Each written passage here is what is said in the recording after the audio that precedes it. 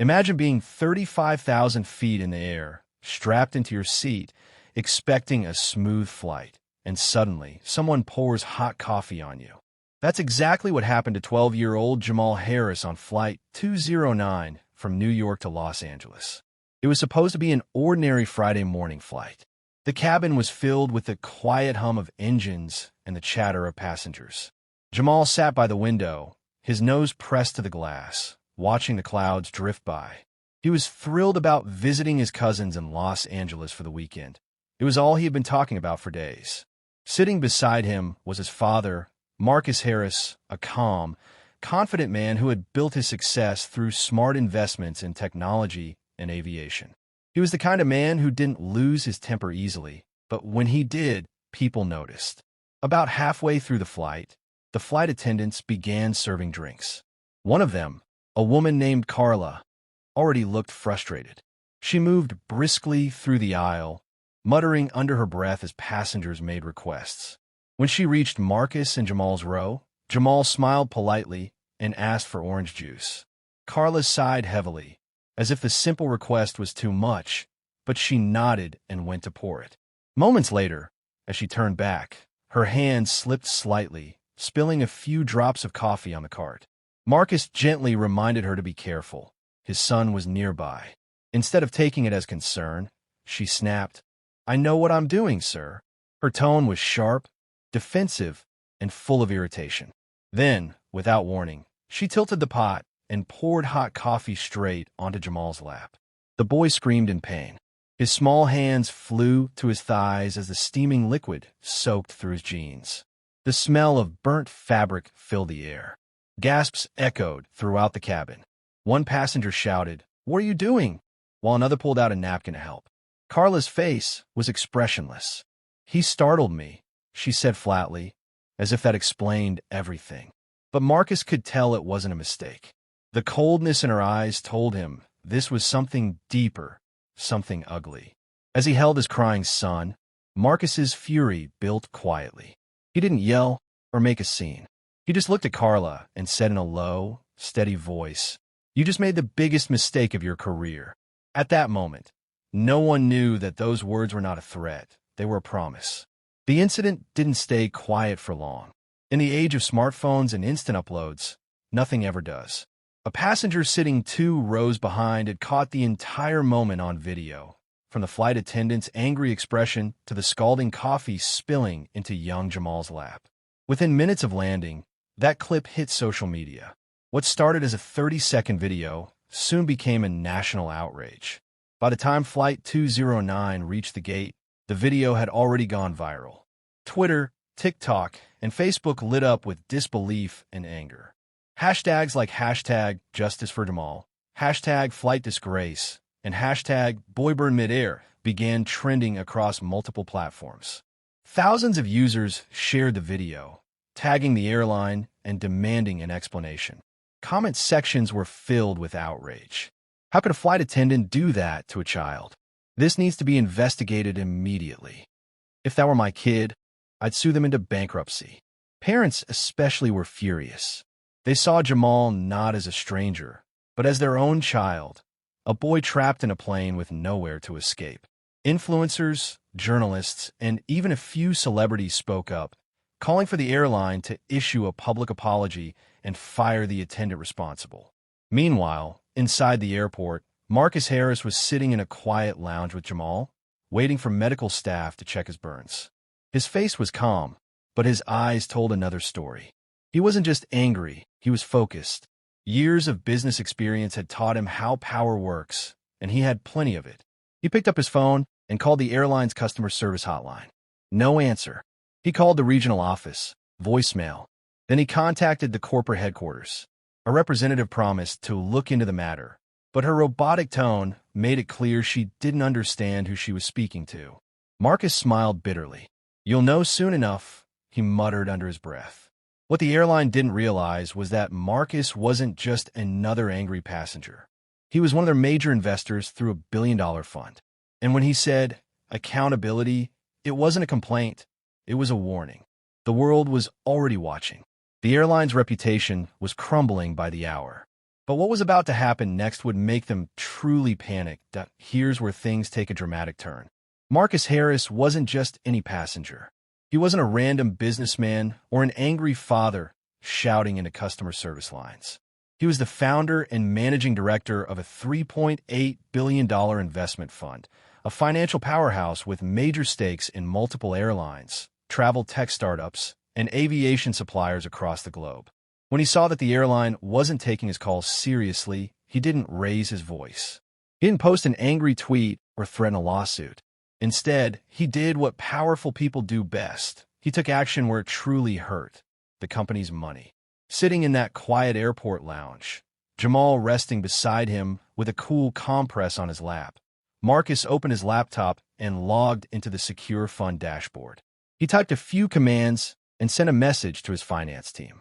Freeze all investments and funding related to sky-high airlines, effective immediately. Within 10 minutes, a ripple effect began across the financial world. Partner banks flagged the suspension. Analysts noticed unusual trading activity. And before the airline's executives could even finish their morning coffee, their internal finance alerts were blowing up. The airline CFO called an emergency meeting. The CEO was pulled out of a conference. "What's happening? Why are our investors backing out?" someone demanded. A junior analyst spoke up quietly.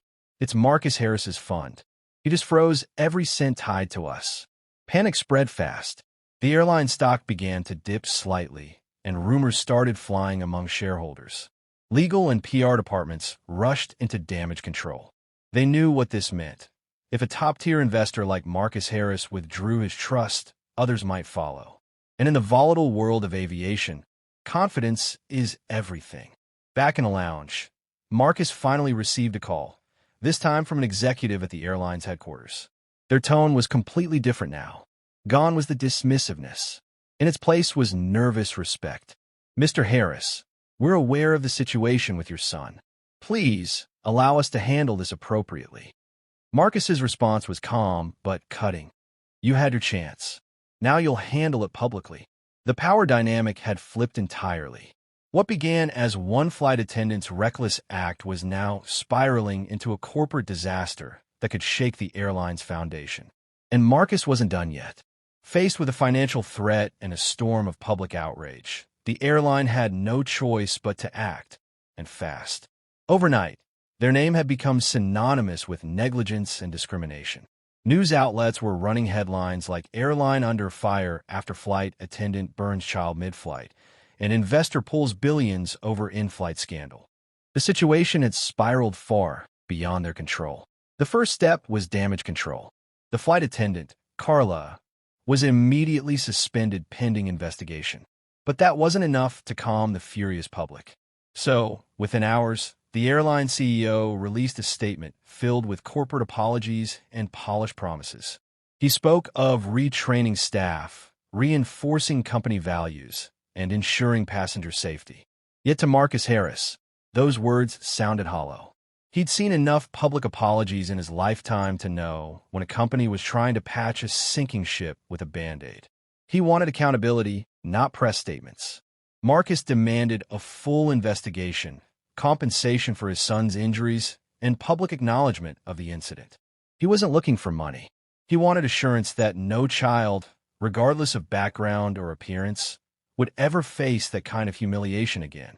The airline reluctantly complied. Witnesses were interviewed, onboard footage was reviewed, and reports confirmed what the world had already seen online. The attendants' actions were deliberate and unprovoked. In a desperate attempt to rebuild their image, the airline offered Jamal's family lifetime VIP status, free upgrades, and a personal apology from top executives. But by then, it was too late. By the next morning, the story had gone global. International outlets covered it. Investors began questioning the company's ethics, and their stock value slipped. All because one father refused to be silent when his child was wronged. Jamal recovered faster than anyone expected. The burns on his legs were treated immediately after landing, and within a few weeks, he was back to his cheerful self, smiling, laughing, and talking about how he wanted to be a pilot one day.